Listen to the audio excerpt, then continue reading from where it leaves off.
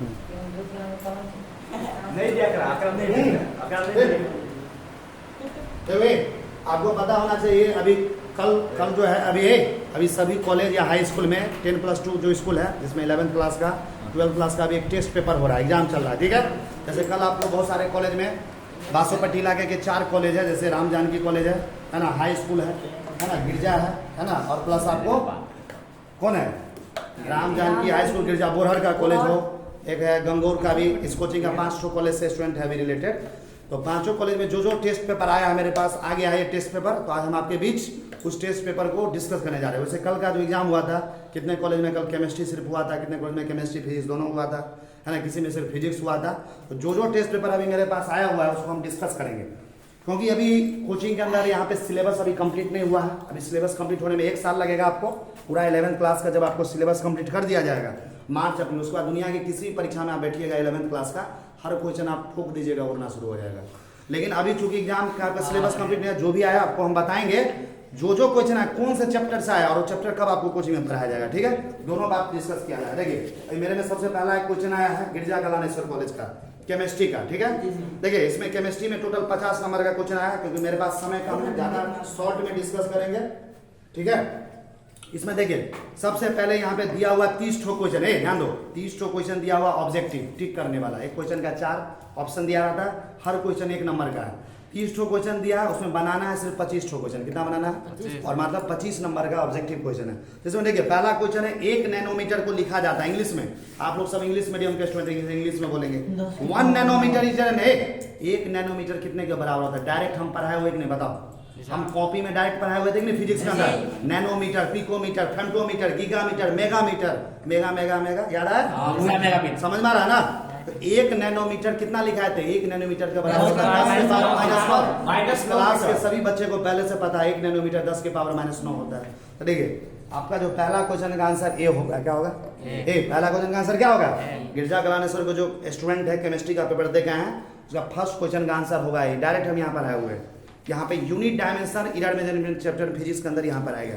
देखो ये दूसरा question, who propounded the law of conservation of matter, देखो ये law of conservation of matter किसके द्वारा दिया गया, वो अभी यहाँ पे पढ़ाई हुआ नहीं है वैसे, लेकिन आपको बता देते हैं अलग चैप्टर में पढ़ाया जाएगा केमिस्ट्री के अंदर।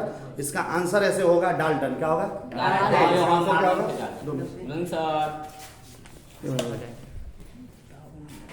ठीक चल रहा है ना टाइम, टाइम देखो चल रहा है।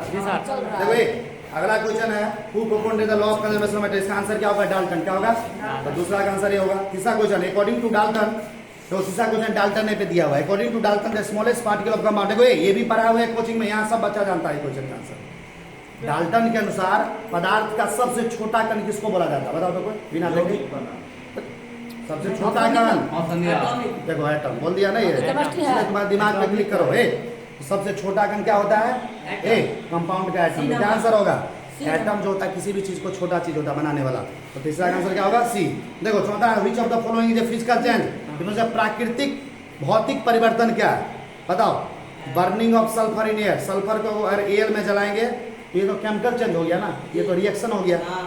बर्निंग ऑफ कार्बन, कार्बन को एयर में जलाएंगे भी केमिकल चेंज हुआ, रासायनिक परिवर्तन। देखो conversion of white phosphorus to red phosphorus, ये क्या हो गया, व्हाइट फॉस्फोरस को रेड फॉस्फोरस में बदलना है इसमें। और एक है रस्टिंग ऑफ आयरन, देखो सल्फर को एयर में जला रहे, कार्बन को एयर में जला रहे, रस्टिंग ऑफ आयरन लोहा में जंग लाना, ये सभी है रासायनिक परिवर्तन। सिर्फ कौन होगा, कन्वर्सन ऑफ व्हाइट फॉस्फोरस को रेड फॉस्फोरस में बदल रहा है ना, ये होगा फिजिकल चेंज यानी भौतिक परिवर्तन। चौथा का आंसर सी होगा। देखो देखो ये डायरेक्ट परीक्षा में डायरेक्ट यहाँ पे क्वेश्चन बनाएगा, एवोगाड्रो कांस्टेंट है वो तुम्हारे कॉपी में लिखा हुआ है। एवोगाड्रो कांस्टेंट का मतलब कितना होता है, 6.022 गुना 10 के पावर 23, एक मोल में कितना पार्टिकल होता है, 6.022 10 के पावर। देखो देखो 6.022 इंटू 10 के पावर 23, कहीं भी देखो 10 के पावर 23 कहाँ दिया है, देखो ये पांचवा का आंसर क्या होगा, सी। क्या होगा बताओ, अभी उनको नहीं भी पढ़ाते, जो ही पढ़ाया उसमें से बोलते क्वेश्चन आया। देखो छठा क्वेश्चन, देखो ये छठा क्वेश्चन से जितना भी क्वेश्चन दिया हुआ ना सभी मूल कॉन्सेप्ट चैप्टर का है। सुनो छठा क्वेश्चन से कोई देखे कितना स्टूडेंट इसको देख के घबरा गया होगा, ये चैप्टर भाई तुमको अभी कोचिंग में पढ़ाया ही नहीं गया है। जब चैप्टर पढ़ाएंगे इसे फूकेगा ना तो कहाँ जाएगा वो दिया चलेगा। वैसे हम तुमको बताते हैं एक एक क्वेश्चन का आंसर बता रहे हैं कैसे बनेगा, देखो बताते ध्यान दो। छठा क्वेश्चन क्या कर रहा है, then total number of molecules in 1.8 gram. Water का 1.8 ग्राम लिए हैं। देखो वाटर का फॉर्मूला क्या होता है? H2O। वाटर का कितना फॉर्मूला होता है? H2O। इसका क्वेश्चन में दिया हुआ 1.8 ग्राम। ये हम पढ़ाएंगे तुमको मोल का समय काफी डिटेल कैसे निकालते हैं। इसमें पूछा टोटल मॉलिक्यूल कितना होगा, समझा? तो देखो तुमको पता होना चाहिए वाटर का उससे मॉलिक्यूलर वेट कितना होता है, बताओ। 2 है, इसका एटॉमिक वेट कितना होगा? 1 निकालना सिखाया था यहाँ पर कितना संख्या है? 1 है ना, गुना एटॉमिक वेट कितना होगा? 16। 2 गुना 1 2 प्लस 16 कितना होगा? 18 यू। ये हम तुमको मॉलिक्यूलर वेट निकालना सिखाए थे। यानी वाटर के यहाँ पे कितना ग्राम है? 18 ग्राम। तो बताओ तुमको पूछ रहा है 18 ग्राम जो पानी होता है, 18 ग्राम पानी में हमको पता है कितना मॉलिक्यूल्स होता है? 6.022 गुना 10 के पावर 23 मॉलिक्यूल्स होता है। हमको पता होना चाहिए 18 ग्राम पानी में कितना मॉलिक्यूल्स होता है, हम बता दें। 1 मोल में कितना मॉलिक्यूल्स है? एवोगाड्रो नंबर के बराबर। तो 1 मोल कितना ग्राम के बराबर होता है? इसका मॉलिक्यूलर वेट के बराबर। 18 ग्राम में हमको पता है कितना मॉलिक्यूल्स होता है। कि क्वेश्चन में कितना में पूछ रहा है? 1.8 में। तो पूछ रहा 1.8 ग्राम में कितना मॉलिक्यूल्स होगा? एक एक नियम का सवाल है। देखो 6.022 गुना 10 के पावर 23 बट्टा 18 और गुना 1.8 दशमलव उड़ाओ, नीचे में 10 आएगा। 18 से 18 कट गया, 10 से 1 पावर कटा, कितना आएगा? 6.022 गुना 10 के पावर 22 आएगा। जिसमें ये आंसर होगा वो आंसर होगा। देखो छठा का आंसर ए, छठा का आंसर ए होगा। क्या होगा समझ में?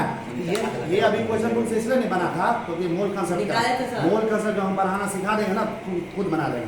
देखो 7वां number question, vapour density of gas. देखो किसी गैस का डेंसिटी वेपर डेंसिटी 22 दिया है, मॉलिक्यूलर वेट क्या होता है? वेपर डेंसिटी का तुमको अभी फॉर्मूला पता है, ये भी इसी चैप्टर के अंदर आता है। देखो हमें देखो मोल कंसेप्ट चैप्टर के अंदर एक फॉर्मूला तुमको पढ़ाएंगे। देखो इधर एक ध्यान बोलते हैं वेपर डेंसिटी को VD बोलते हैं। क्या बोलते हैं? डायरेक्ट फार्मूला होता है वेपर डेंसिटी बराबर होता है मॉलिक्यूलर वेट बटा 2। क्या होता है? वेपर डेंसिटी बराबर क्या होता है? मॉलिक्यूलर वेट बटा 2। तो क्वेश्चन में दिया हुआ वेपर डेंसिटी क्या निकालना? Molecular weight. मॉलिक्यूलर वेट को ऐसे लिख सकते हैं 2 गुना वेपर डेंसिटी। मॉलिक्यूलर वेट को क्रॉस मल्टीप्लाई 2 गुना वेपर डेंसिटी है। वेपर डेंसिटी कितना दिया हुआ? देखो कितना दिया हुआ? वेपर डेंसिटी 22 दिया हुआ। दिया हुआ 22। तो 2 गुना 22 कितना हो गया? 44। यही हो गया आंसर। मॉलिक्यूलर वेट कितना हो गया? 44। देखो यहाँ पूछ रहा है मॉलिक्यूलर वेट बताइए, तो कौन सा आंसर होगा? 7 का सी। क्या होगा? 7 का सी। ऐसे ही करके देखो 8वां क्वेश्चन, अभी मेरे पास समय नहीं है तो थोड़ा जल्दी हम डिस्कस करेंगे क्योंकि आगे भी क्लास है। 8वां क्वेश्चन जो है ये भी तुमको मेटल का मोल कंसेप्ट का क्वेश्चन है, जब पढ़ाएंगे सब कुछ बन जाएगा। देखो 9वां नंबर क्वेश्चन है भी मोल कंसेप्ट का, जो भी हम पढ़ा रहे थे। देखो 10वां नंबर क्वेश्चन ये भी मोल कंसेप्ट है, 11 भी मोल कंसेप्ट है। देखो 12 नंबर क्वेश्चन है मॉलिक्यूलर फार्मूला। सो ये डायरेक्ट आसान क्वेश्चन है। शुगर जिसको चीनी बोलते हैं ना, उसका सूत्र सबको पता होता है C12H22O11। देखो ग्लूकोज का फार्मूला होता है C6H6 और चीनी का होता है C12H22 होगा। डायरेक्ट 12 का आंसर भी होगा। 13 नंबर देखो एसिडिक अम्ल का इंपेरिकल फॉर्मूला। देखो ये क्वेश्चन कैसे बनाते हैं, देखो जो तुरंत बनेगा खटाखट बता रहे। देखो एसिडिक एसिड का आज के बाद तुम फॉर्मूला याद रख लो। एसिडिक एसिड का फॉर्मूला क्या होता है? CH3COOH। ये हम तुमको कॉपी में बेसिक केमिस्ट्री पढ़ा रहे थे। बेसिक केमिस्ट्री जब पढ़ा रहे थे डायरेक्ट लिखाते हैं, उस वहां से भी तुम बना सकते हो। बेसिक केमिस्ट्री हम पढ़ाए थे ना, पहला चैप्टर लंबा पढ़ाए थे, उसी में पढ़ाए थे। एसिडिक एसिड का सूत्र क्या होता है? CH3COOH। और इसका इंपेरिकल फॉर्मूला देखो, किसी भी चीज का इंपेरिकल फॉर्मूला देखो, मेन फॉर्मूला ये हुआ। और इससे तुम इंपेरिकल फॉर्मूला कैसे निकालोगे? देखो ये लड़का देखो ना कैसे निकालते हैं इंपेरिकल फॉर्मूला। किसी भी चीज का तुम निकालो। देखो कार्बन क्या है टोटल, देखो तो एक वो कार्बन है, वो कितना कार्बन? 2 कार्बन। कितना कार्बन? 2 कार्बन। अच्छा हाइड्रोजन कितना है? 2 को 3 4 को। देखो हाइड्रोजन 4। ऑक्सीजन कितना है? 2। देखो तो किसी ऑप्शन में ऐसा है? C2H4O2। देखो ये तो कौन सा आंसर होगा? C2H4O2 13 का है। डायरेक्ट आ गया कि नहीं आंसर? ये तुमको मेन फॉर्मूला पता होगा ना, इंपेरिकल फॉर्मूला आसान से निकाल है। तो आज तो तुमसे क्वेश्चन डिस्कस करने से तुमको फायदा है। चैप्टर पढ़ाया हुआ है नहीं हुआ उससे मतलब नहीं है। तुमको हर क्वेश्चन अगर हम डिस्कस करेंगे तो तुमको नॉलेज बढ़ेगा कि नहीं?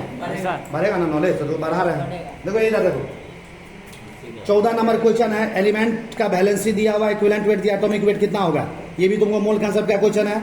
15 नंबर में मोल कंसेप्ट है, 16 नंबर में मोल कंसेप्ट है। बताएंगे सब बताएंगे, अभी हम छोड़ क्यों रहे हैं? वो टाइम लगेगा, उसमें टाइम लगेगा, बता देंगे तुमको। देखो 17 नंबर देखो 17 नंबर में पूछा डायरेक्ट क्वेश्चन उप धातु को नहीं। देखो उपधातु कैसे निकालते थे? तो इसके लिए ट्रिक्स बताएंगे तुमको आगे। शिव जी देखो एक क्या ट्रिक्स है, शिव जी सब ऐसे ठीक हो, तुमको हम एक ट्रिक्स बताएंगे। उपधातु यानी मेटलॉइड्स का नाम याद रखने का।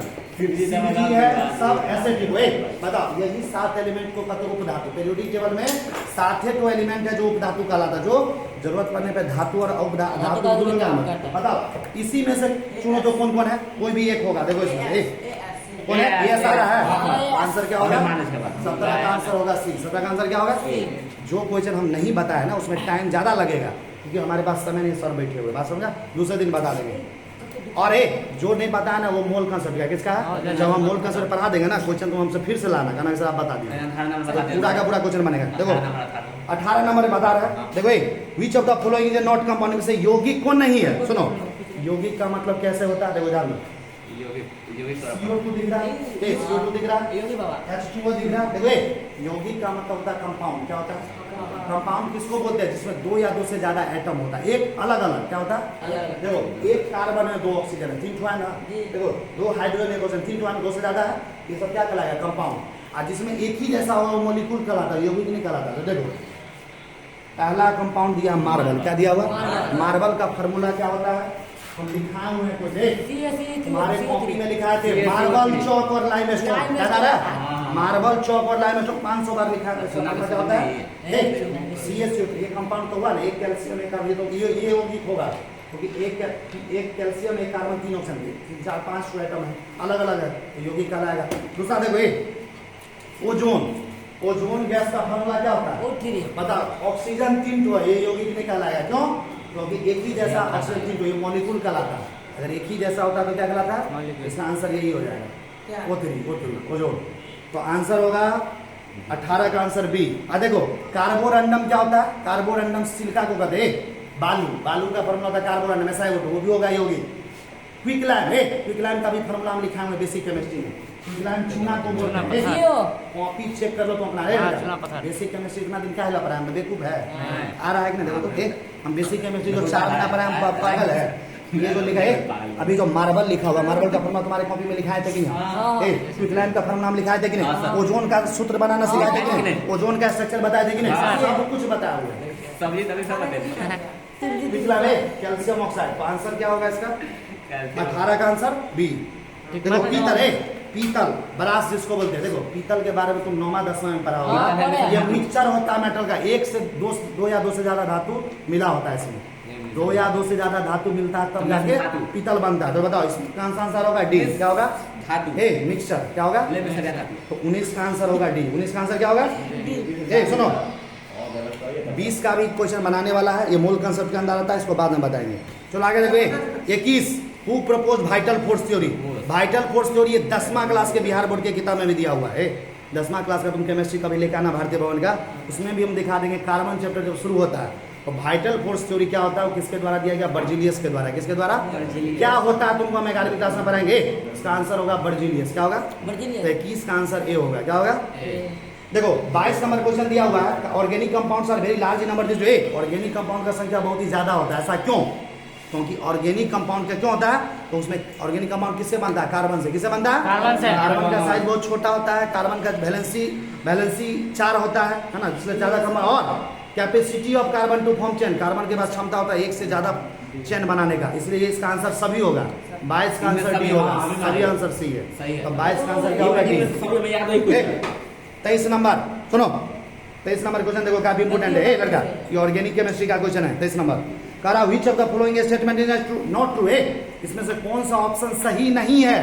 तो सही कौन है, सही नहीं कौन? देखो पहला ऑप्शन है, कोई नहीं होते, पहले समझा तो करो कुछ। 3 तरह का कार्बन एटम होता है। कितने तरह का? हम जब ऑर्गेनिक केमिस्ट्री पढ़ाएंगे ना उसमें बताएंगे कार्बन कितने तरह का होता है। कितने तरह का होता है? 3। एक होता है primary carbon atom, primary carbon atom को बोलते हैं 1 डिग्री कार्बन, क्या बोलते हैं? दूसरे को बताएंगे सेकेंडरी कार्बन एटम, क्या बोलते हैं? सेकेंडरी कार्बन को ही बोला जाता है 2 डिग्री, क्या बोलते हैं? एक होता है टर्शियरी, उसको बोलते हैं 3 डिग्री। एक होता है क्वार्टरनरी, क्वार्टरनरी तो क्वेश्चनों में नहीं है, उसको बोलते हैं 4 डिग्री। तो देखो 1 डिग्री किसको बोलते हैं? 1 डिग्री कार्बन, 1 ये सब ऑर्गेनिक में पढ़ाएंगे। देखो क्वेश्चन समझा रहे, देखो 1 डिग्री जो कार्बन होता है ना, 1 डिग्री कार्बन का मतलब हुआ ना, तो ये सब ये 1 डिग्री कार्बन का मतलब कार्बन एक और कार्बन से जुड़ा हुआ।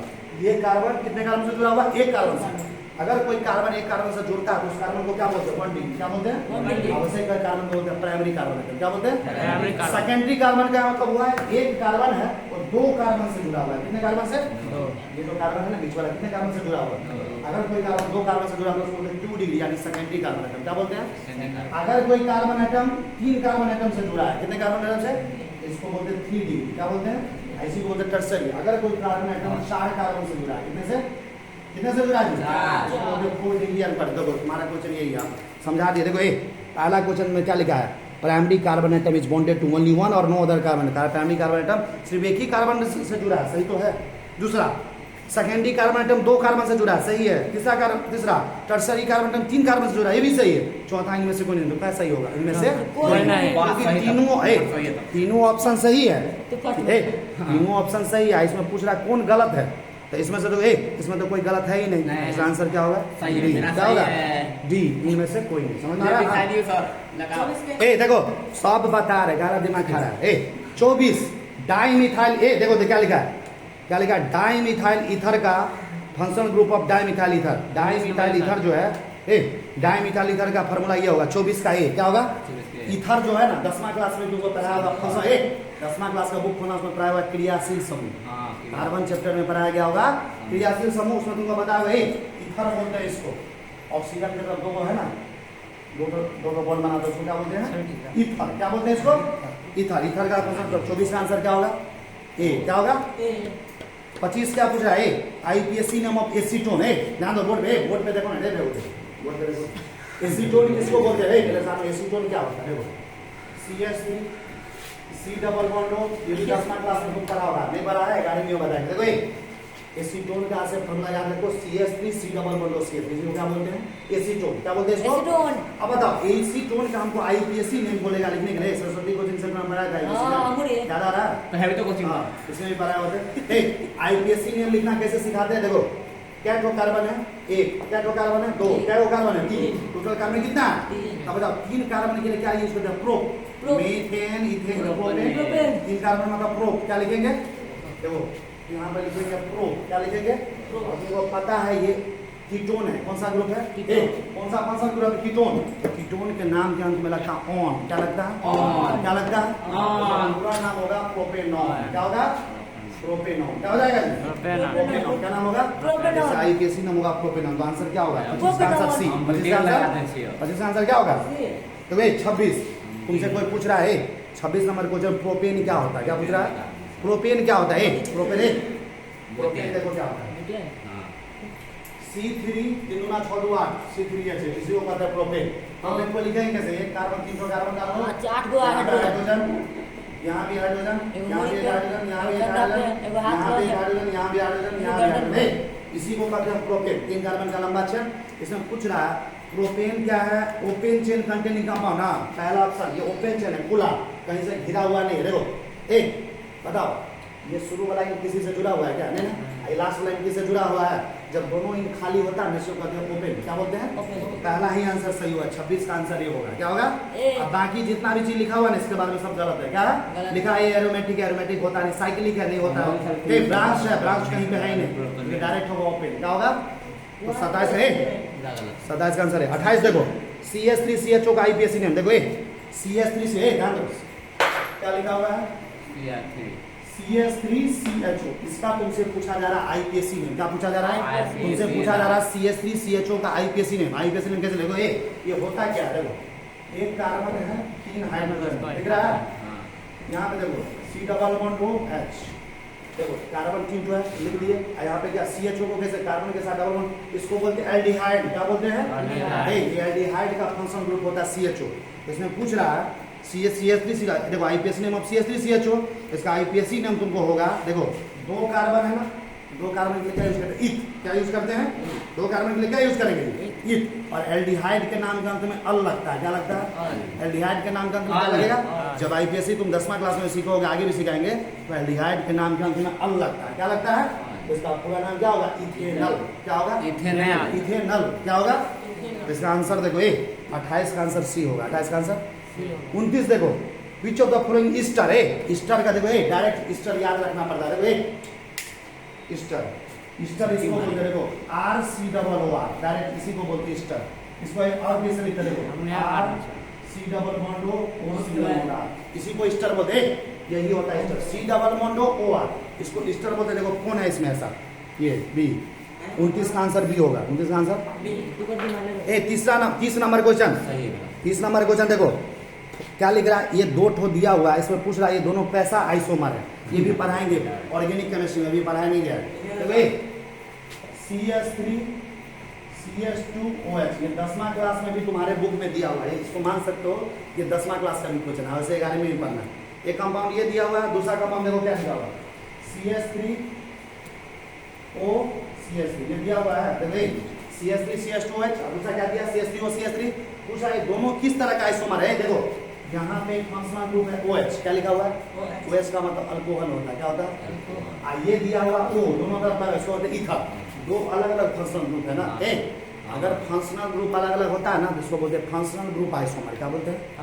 देखो यहाँ पे फंक्शनल ग्रुप अल्कोहल है, यहाँ पे ईथर है, इसका आंसर क्या होगा, इसका ए क्या होगा, फंक्शनल आइसोमर। ये दोनों आपस में कैसा आइसोमर है, क्योंकि इसका फंक्शनल ग्रुप अलग अलग है, समझ में। तो ऑब्जेक्टिव क्वेश्चन है, बोरहर कॉलेज सॉरी गिरजा कलानेश्वर कॉलेज के जो भी स्टूडेंट है जो केमिस्ट्री पेपर दिए, उसका हम ऑब्जेक्टिव क्वेश्चन पूरा का पूरा डिस्कस कर दिए। जो क्वेश्चन नहीं डिस्कस किए उसमें टाइम कंज्यूमिंग था, समय ज़्यादा देना पड़ता, उसको बाद में डिस्कस, बाकी सभी डिस्कस है। अब हम आपके आते हैं सब्जेक्टिव क्वेश्चन पे, किस पे आते हैं। देखिए लिखने वाला, explain Gay Lussac law of gases volume argument. देखो एक चैप्टर पढ़ना है स्टेट्स ऑफ मैटर, ये क्वेश्चन तुम्हारे सिलेबस के बाहर का क्वेश्चन है। पहली बार तुम्हारा जो इस बार NCERT का किताब NCERT का किताब बनाया गया ना, उसमें ये चैप्टर हटा चुका है, देख लेना NCERT में। स्टेट्स ऑफ मैटर है ही नहीं चैप्टर में, लेकिन तुम्हारा एक क्वेश्चन तो आया हुआ है, क्योंकि हम पढ़ाएंगे तुमको स्टेट्स ऑफ मैटर क्या होता है, लेकिन तुम्हारे सिलेबस से हटा दे तो तुम्हारे बोर्ड के एग्जाम में क्वेश्चन कभी भी नहीं आ सकता है। तो हमारा कैसे स्टेट में क्वेश्चन आगे देखो, वैसे हम पढ़ाएंगे जब पढ़ाएंगे तो देखो water metal, water non metal, metal क्या होता है, नॉन मेटल क्या होता है, एग्जाम्पल सबको पता है। नॉन मेटल मेटल चैप्टर जो पढ़ाएंगे हम भी बता चुके, धातु उपधातु, ऐसे भी तुम लिख सकता था। Metals are those elements which conducts electricity. Metal ऐसे एलिमेंट को बोलते हैं जो क्या करता है, विद्युत धारा का क्या होता है, सुचालक, जो अपने थ्रू करंट को फ्लो करवाता है। अधातु क्या होता है, जो अपने थ्रू दो substance which do not conduct electricity, जो इलेक्ट्रिसिटी को कंडक्ट नहीं करता, जो विद्युत धारा का करंट फ्लो नहीं करवाता, उसी को कहते हैं नॉन मेटल। क्या समझ में आ रहा ना। जैसे एकदम मेटल इलेक्ट्रॉन को लूज करता है स्टेबल होने के लिए, नॉन मेटल इलेक्ट्रॉन को क्या करता है, गेन करता है। एग्जाम्पल बोला है तो मेटल का कोई भी एग्जाम्पल ले लो, सोडियम पोटासियम है ना, कैल्शियम। ग्रुप 1 देख रहा है, अभी पर आ रहा है, पेरियोडिक टेबल में सब क्या है, मेटल ही है। क्या है जी, ग्रुप 2 में पूरा मेटल, इसमें कोई भी एलिमेंट है 5 को 6 को इतना पढ़ा दिए, 5 को 6 को लिख देता है। नॉन मेटल में किसका नाम लेता है, नॉन मेटल में लिख देता है ऑक्सीजन, सल्फर, ये वाला 17-18 ग्रुप का कोई भी लिख दो, सब नॉन मेटल है। ये तो उदाहरण लिखना है ना, एग्जाम्पल। आगे देखो मेटेलॉइड्स, मेटेलॉइड्स को हिंदी में कहते हैं उपधातु, जो दोनों का काम करता है। इसको इंग्लिश में कैसे बनाएंगे, दो elements which acts both as metals and non metal. जो एलिमेंट मेटल नॉन मेटल दोनों का काम करता है उसी को क्या बोलते हैं, मेटेलॉइड्स, उसी को कहते हैं उपधातु। उसी के ट्रिक्स बताए CBG सब एसेटिको, क्या बताया ट्रिक्स, CBG सब एसेटिको, जर्मेनियम, एंटीमनी, आर्सेनिक, टेलोनियम, पोलोनियम, ये सारे के सारे उपधातु, यही 7 एलिमेंट है जो मेटेलॉइड्स कहलाता है। आगे देखो अगला क्वेश्चन क्या है, what is atomic mass unit. Atomic mass unit किसको कहते हैं, atomic mass unit is a unit to measure atomic मास।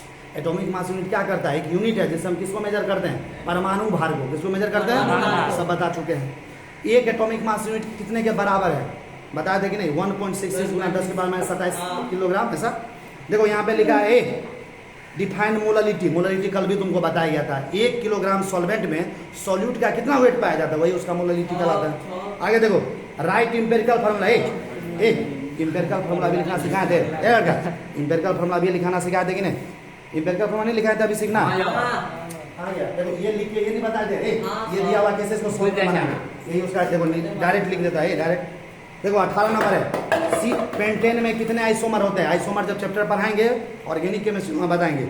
यहाँ पे IUPAC ने देखो ये IUPAC में बहुत ही आसान, देखो हम बता देते क्या होगा, फिर 10वां क्लास में पढ़ेगा आगे पढ़। देखो क्या ठो कार्बन है, देखो तो वो 1 2 3 4 कार्बन को क्या बोलते हैं, मीथ एथ प्रोब्यूट, क्या बोलते हैं, क्या बोलते हैं जी, ब्यूट। और यहाँ पे कितने नंबर पे डबल बॉन्ड लगा है, 1 नंबर पे, इसको बोलेंगे ब्यूटीन। क्या होगा, ब्यूटीन, इसका IUPAC नेम होगा ब्यूटीन। देखो इधर इसका क्या होगा, क्या तो कार्बन है 4, और 2 नंबर पे लगा है इसको बोलेंगे ब्यूटूइन। क्या बोलेंगे? समझा? आगे देखो, यहाँ पे देखो ये क्या लिखा है, आइसोप्रोपाइल अल्कोहल का क्रियाशील समूह प्रोपेनॉन, क्रियाशील समूह समझता, फंक्शनल ग्रुप। अल्कोहल का क्रियाशील समूह क्या होता है? OH। क्या होता है? OH। प्रोपेनॉन का क्या होता है? कीटोन है, इसका लिखना C डबल बॉन्ड। क्या लिखेगा? क्या लिखेगा? C double bond, C double bond. ये होगा इसका क्रियाशील समूह। देखो ये खत्म हो गया। आगे देखो पूछ रहा है फंक्शनल ग्रुप लिखना है, आइसोप्रोपाइल लिख लिया। आगे लॉन्ग आंसर है, लॉन्ग आंसर में क्या पूछा है? Explain tetra valency of carbon. देखो टेट्रा वैलेंसी ऑफ कार्बन को एक्सप्लेन करना, कितना नंबर का क्वेश्चन है? एक इसे इसमें दिया हुआ है तुमको एक क्वेश्चन 3 नंबर का है ना। इसको कैसे बनाएंगे? टेट्रा वैलेंसी ऑफ कार्बन क्या होता है? कार्बन हमेशा 4 बॉन्ड बनाता है। कार्बन हमेशा कितना बॉन्ड बनाता है? कार्बन कितना बॉन्ड बनाता है जी? नहीं सर, कार्बन कितना बॉन्ड बनाता है? कार्बन 4 बॉन्ड बनाता है। क्यों कार्बन 4 बॉन्ड बनाता है? क्योंकि इसके बाहरी कक्षा में 4 इलेक्ट्रॉन होता है। 4 इलेक्ट्रॉन के वजह से क्या करता है? 4 इलेक्ट्रॉन शेयर करता है। कार्बन क्या करता है? सहसंयोजक बंधन बनाता है। क्या बनाता है? कार्बन अधातु होता है और दूसरे अधातु के साथ क्या बनाता है? सहसंयोजक बंधन। क्या बनाता है? तो कार्बन क्या करता है? 4 इलेक्ट्रॉन दूसरे के साथ शेयर करता है और 4 तरह का बॉन्ड बनाता है। इसी को बोलते हैं टेट्रा वैलेंसी ऑफ कार्बन। क्या बोलते हैं? 11 नंबर यही है। 12 नंबर देखो, डिफाइन विथ देखो देखो देखो देखो देखो देखो अभी हम जो तुमको यहाँ समझाए है, अभी हमको पता नहीं था कि क्वेश्चन ये फिर आ गया। देखो अभी समझाएं कितना आसान तरीके से। 1 डिग्री कार्बन एटम क्या होता है? Primary carbon atom. Secondary carbon atom क्या होता है? टर्सरी क्या होता है? समझाएं अभी कुछ देर पहले। देखो क्वेश्चन आ गया, देखो कितना आसान क्वेश्चन है। देखो define with example primary secondary tertiary and quaternary carbon atom. अभी पढ़ाया था कुछ देर पहले, अभी नहीं पढ़ा यहाँ पे। क्या बाजी होता प्राइमरी कार्बन एटम क्या लिखेगा? ऐसा कार्बन एटम जो एक कार्बन से जुड़ा हुआ है। The carbon which is attached with only 1 carbon atom are called primary carbon atom. The carbon atom which is attached with two other carbon atom, जो दूसरे 2 कार्बन से जुड़ा उसको क्या बोलेंगे? Secondary. The carbon atom which is attached with 3 other carbon, जो 3 carbon से जुड़ा उसको क्या बोलेंगे? Tertiary. The carbon atom which is attached with 4 other carbon, 4 carbon से उसको क्या बोलेंगे? क्वाटरनरी। और सबका एक एग्जांपल देना, ऐसे ये वाला में ये दे देना, दूसरा में ये दे देना, ऐसे करके दे देना। दे सकता है कि नहीं? तो तुमको ये अगर क्वेश्चन 3 नंबर का क्वेश्चन बन जाएगा। बताओ, सब आसान क्वेश्चन है। 12 नंबर 13 नंबर देखो, व्हाट इज सब्स्टिट्यूशन रिएक्शन की भी एग्जांपल है।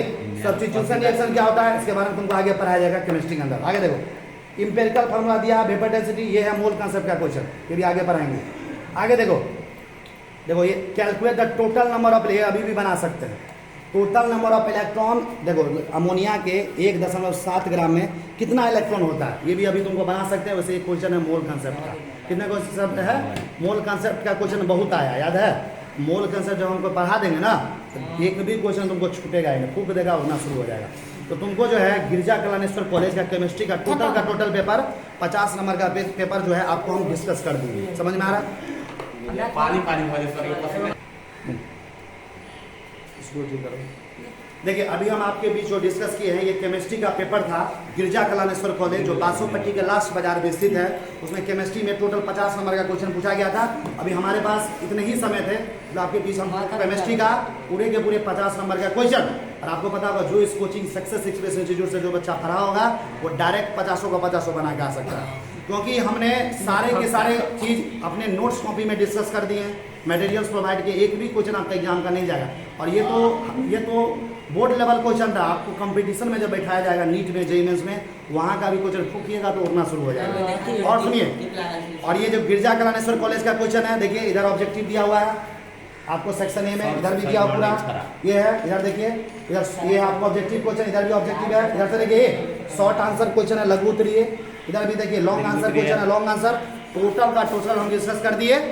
फिर हम अगले क्लास में, कल के क्लास में आपको दूसरे कॉलेज का राम जानकी कॉलेज है, हाई स्कूल कॉलेज है, केमिस्ट्री पेपर, फिजिक्स पेपर लेके आपको फिर से डिस्कस करेंगे, पढ़ाएंगे, और हर दिन एक टेस्ट पेपर डिस्कस होगा। समझ में आ रहा? आज गिरजा कलानेश्वर कॉलेज का आपको क्वेश्चन पेपर डिस्कस कर दिया है। नेक्स्ट डे हम फिर अगले दिन अदर कॉलेज का क्वेश्चन आपको बायोलॉजी का हो, फिजिक्स का हो, केमिस्ट्री का डिस्कस करेंगे। तब तक के लिए मैं जाने के लिए आपसे आज्ञा चाहता हूँ। मुझे जाने के लिए आज्ञा दीजिए।